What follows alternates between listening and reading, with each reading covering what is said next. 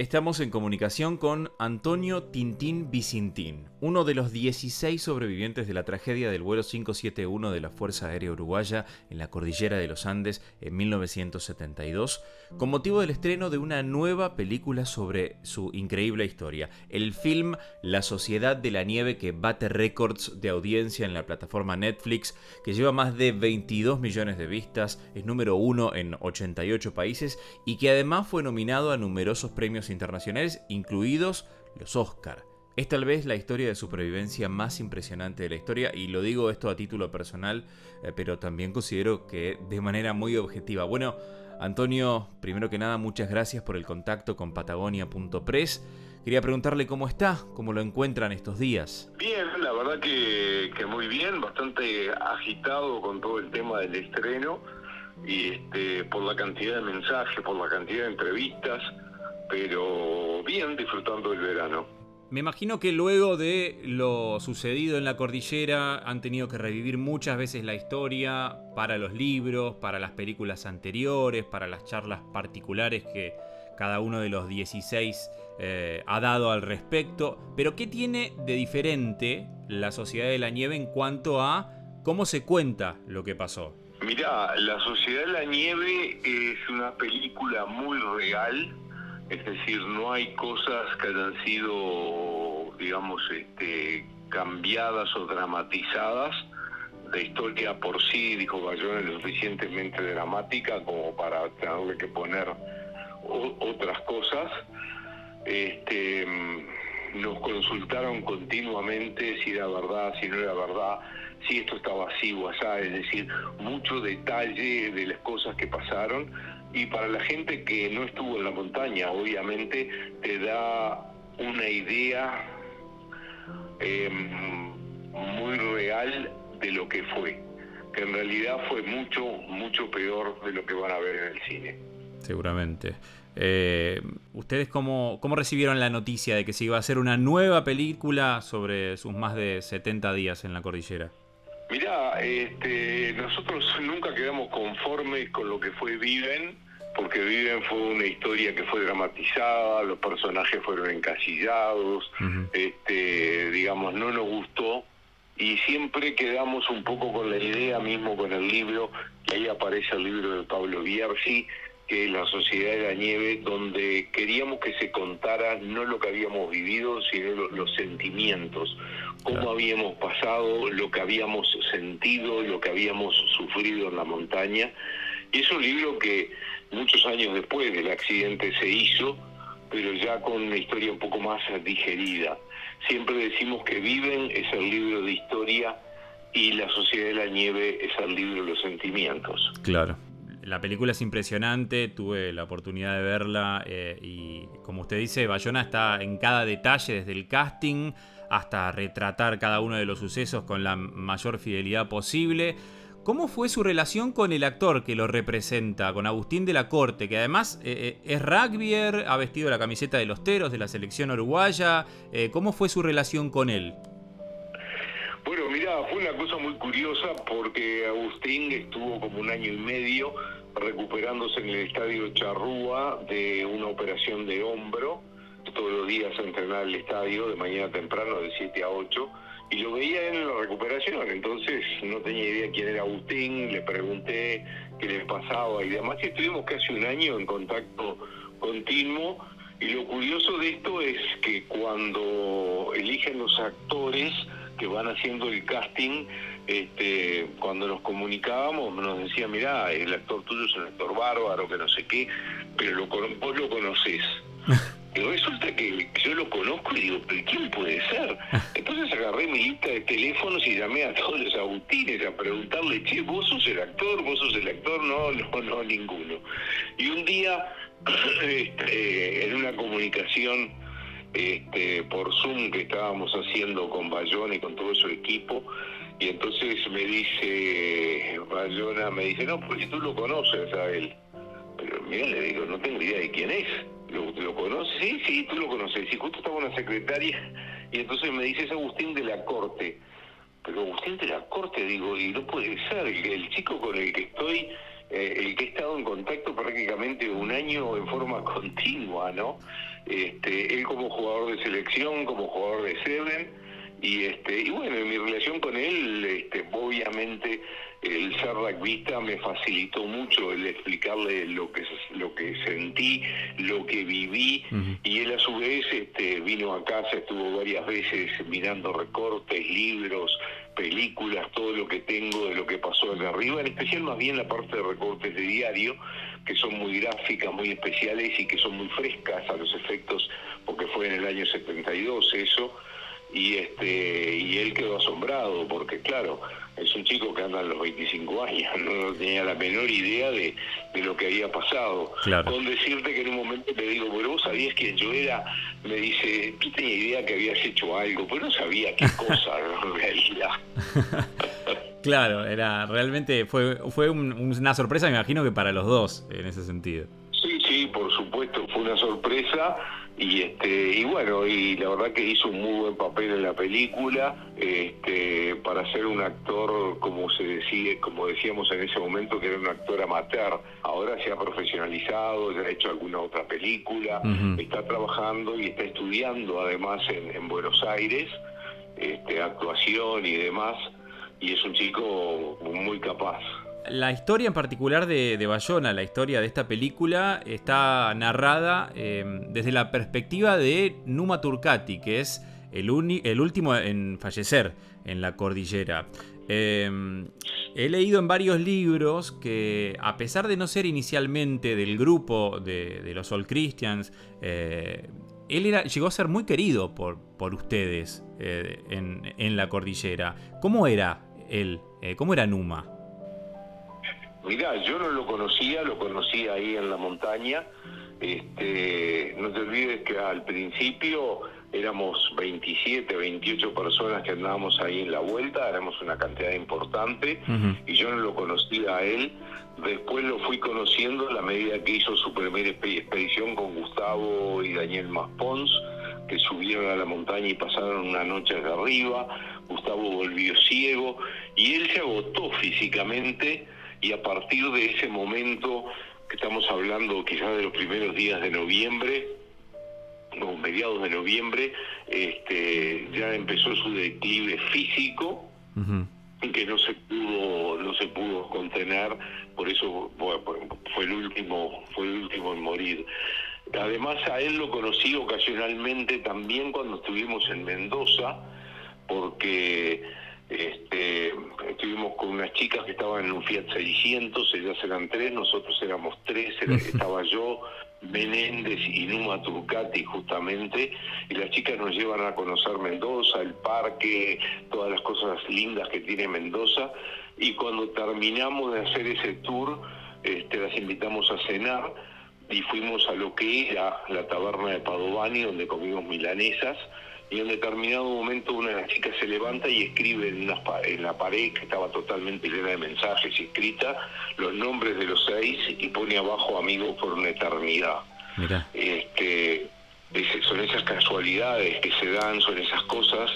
Y bueno, y después de eso fue el accidente, y bueno, el Numa fue muy querido por todos, por el esfuerzo que había hecho, porque realmente hasta ese momento los que estaban, bueno, o siempre los que estuvieron en el combate, en la primera línea, fueron los integrantes del equipo. Y Numa tenía el valor y la fuerza como para integrarse a ese equipo, a ese grupo, y dar todo de sí. En realidad no solo dio todo de sí, sino que dio la vida en esa expedición que hizo. ¿Considera que, más allá del reconocimiento a quienes sobrevivieron, a quienes no, como héroes por igual dentro de la historia, la película cierra un poco esa distancia, de alguna manera natural, que se puede haber generado entre el círculo de los 16 sobrevivientes y el círculo de los otros 29 que no lo lograron? Bueno, mira, el círculo de los 29 fue una cosa muy difícil para ellos, haber perdido a sus hijos. Claro. Es decir, en Montevideo quedaron los padres, los hermanos, las madres, y la relación nuestra siempre fue muy buena porque los padres siempre nos apoyaron, entendieron que habíamos hecho un pacto entre nosotros para poder seguir vivos, y a pesar del dolor que les causaba el hecho de no tener a sus hijos, Siempre tuvimos una buena relación, distante, pero buena. Distante porque vos te dabas cuenta de cuando una mamá te estaba mirando, te estaba dando un beso, en realidad no te estaba dando un beso a ti, sino le estaba dando un beso a su hijo, ¿no? Claro. Y a ella le causaba dolor y vos te dabas cuenta de eso, así que por eso tratábamos de tener una relación un poco más, de verlo lo menos posible, por así decirlo. Uh-huh. Pero la historia sí cuenta la parte de los que no volvieron, el ejemplo de Numa, que fue el detonador de la última expedición, de la expedición que fue exitosa, uh-huh. pero como también Numa estuvo desde un principio hasta el final en esto, porque los que murieron en realidad, la gran mayoría, los 10 que murieron, mueren en la avalancha. Claro. Y Numa, digamos, sobrevive a esa avalancha. Y bueno, el día antes, digamos, es el detonante para la expedición, para salir de expedición hacia el oeste. Usted fue parte de esa última expedición con Parrado, con Canessa. ¿Cómo se tomó la decisión de que volviera al fuselaje? Bueno, yo fui parte del equipo. Es decir, cuando Nando dice yo me voy, yo tengo que volver con mi padre, Roberto le decía, Nando, vos estás loco, vas a salir, mirá cómo está, vas a quedar hecho un cubito de hielo acá a una cuadra. Y ahí aparecemos 3 que éramos compañeros de clase, Ray Harley, Carlitos Páez y yo, que le decimos al grupo, nosotros queremos ser expedicionarios.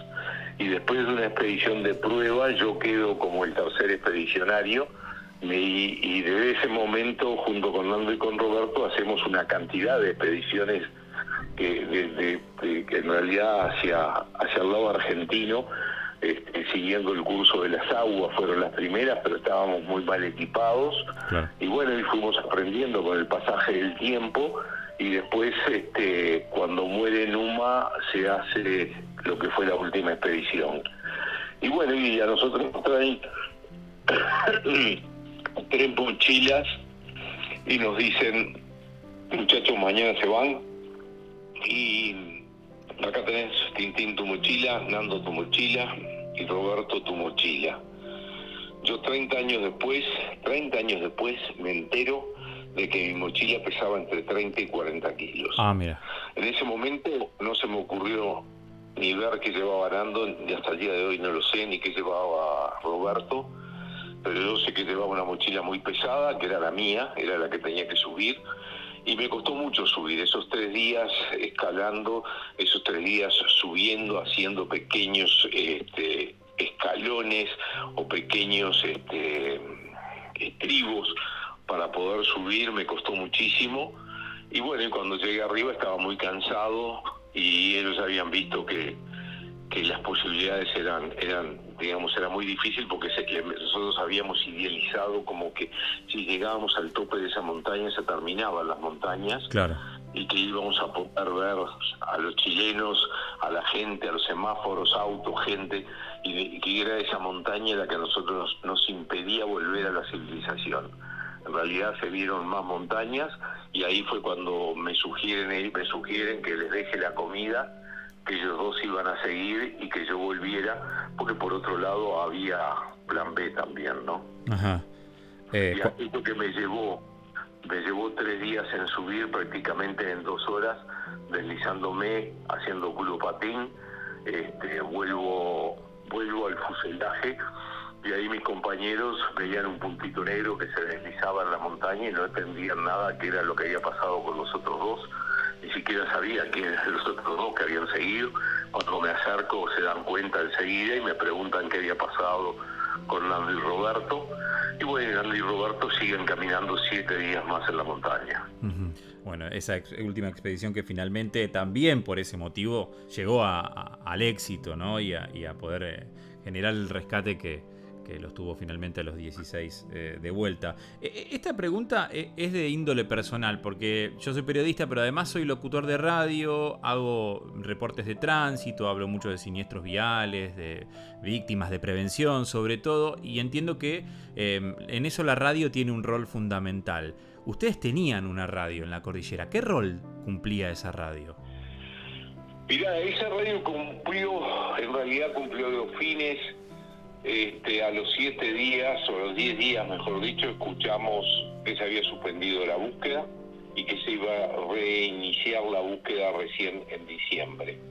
Y esa radio quedó ahí guardada o tirada en un estante, y después de que volví yo de la montaña, más o menos a los 4, 5 o 7 días después, agarramos esa radio de vuelta, y eso que dicen que el frío, el hielo, todo ese tipo de cosas perjudican las baterías, increíblemente prendimos la radio funcionó, y bueno, y ahí escuchamos la noticia que habían aparecido 2 uruguayos, y nosotros sabíamos que eran Nando y Roberto, y que a partir de ese momento estábamos salvados, que lo único que nos quedaba era esperar el rescate.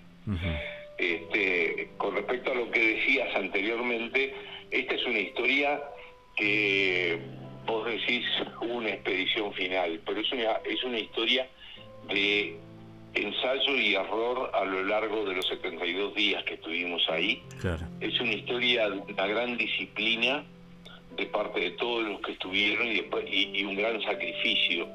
En realidad, los que estuvieron en el avión se sacrificaron para que los expedicionarios estuvieran en mejores condiciones, y a su vez los expedicionarios sabían que eran las piernas de los que quedaban en el avión. Es decir, fue un gran trabajo en equipo, es decir, todos colaboraron de distintas formas para poder hacer posible que en determinados momentos, ya dominando un poco el medio ambiente, ya conociendo un poco más de montaña, se pudiera hacer lo que fue la última expedición. Uh-huh. Pero fue un trabajo de todos los que estuvieron, es decir, todos los que estuvieron en la montaña dieron el 100% de lo que tenían para dar. Uh-huh. Y eso fue importante, porque de repente si te pregunto ¿quiénes hicieron agua? Y vos decís, no sé. Y bueno, claro, hubo chicos que hicieron agua durante 72 días, lo que permitía la vida y el sacarte un poco la sed que tenías en la montaña. Y eso fueron cosas importantes, los que se encargaban de limpiar el avión, los que se encargaban de ventilar lo que usábamos de frazadas, los que se encargaban de la comida, los que se encargaban del sobredormir. Es decir, fue todo un equipo en distintas modalidades que fue haciendo posible lo que fue el éxito final. Fue una cadena, ¿no? Una cadena de acontecimientos que fue conformando y dándole a cada uno un rol dentro de esa sociedad de la nieve, ¿no? De ahí en el nombre. Sí, por supuesto, es decir, cada uno tenía una función que la cumplía sin necesidad de ser supervisado, y que sabías que tu compañero había hecho las cosas bien y que podías confiar en ese compañero, y eso fue fundamental. Es decir, por todos los trabajos que se hicieron, por todo el sacrificio que puso cada uno de los que estuvo, y que después se coronó con el éxito de Roberto y Nando, que cruzaron los Andes a pie. ¿Queda alguna historia por contar? Porque hay documentales, hay libros, hay 3 películas, hay un montón de entrevistas. ¿Queda alguna historia que a ustedes o a usted particularmente le gustaría que se cuente y no se ha contado todavía? No, yo creo que lo que se pueden contar de repente son detalles o pequeñas anécdotas que no hacen a lo que es la historia en sí, no la van a cambiar. Son pequeñas cosas que pasaron, uh-huh, pero que no cambian la historia. Creo que lo medular se ha contado entre el libro Viven y La Sociedad de la Nieve, y por supuesto en una historia de estas, las 16 personas que se salvaron, que vivieron, en realidad cada uno tiene su libro para contar, claro, o su experiencia o cómo vivieron eso.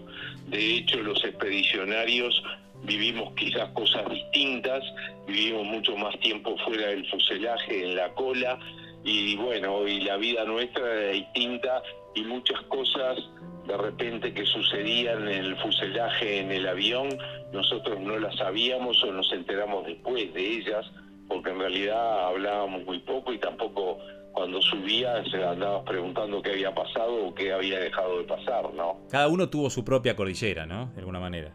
Sí, sin lugar a duda. Sin lugar a duda, cada uno la vivió de distinta forma, con más sacrificio, pero fue una situación muy, muy difícil.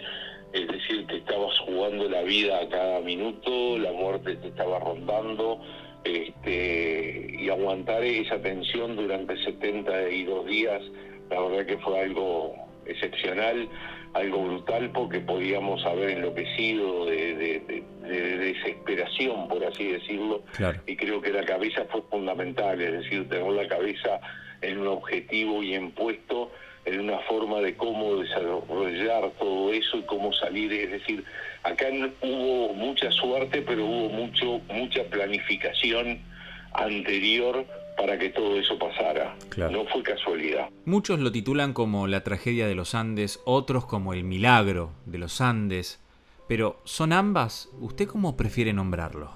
Mirá, no creo que haya sido un milagro, es un lindo nombre, pero no fue un milagro. Creo que fue un triunfo del espíritu humano luchando contra la adversidad. Creo que la diferencia entre ustedes y nosotros es que nosotros sabemos nuestro límite, hasta dónde podemos llegar. Claro. El ser humano tiene una capacidad tremenda de soportar cosas en la medida que tiene una esperanza, y llevamos los umbrales de frío, de dolor, de desesperación a límites increíbles. Y eso es el ser humano, esa es la fuerza que tenemos todos adentro y que muchas veces debemos recurrir a ella en los momentos difíciles. Es decir, hacer esa pausa, pensar, planear las cosas y empezar el movimiento, porque las cosas no vienen solas. Es decir, si nos hubiéramos quedado allá arriba rezando, todavía seguiríamos en la montaña. Es decir, hay que hacer cosas y, como decía Fray Luis de las Casas, a Dios rogando y con el mazo dando. Antonio, le agradezco mucho por esta charla, por esta entrevista y por estos minutos para Patagonia.press. Gracias a ti, un placer.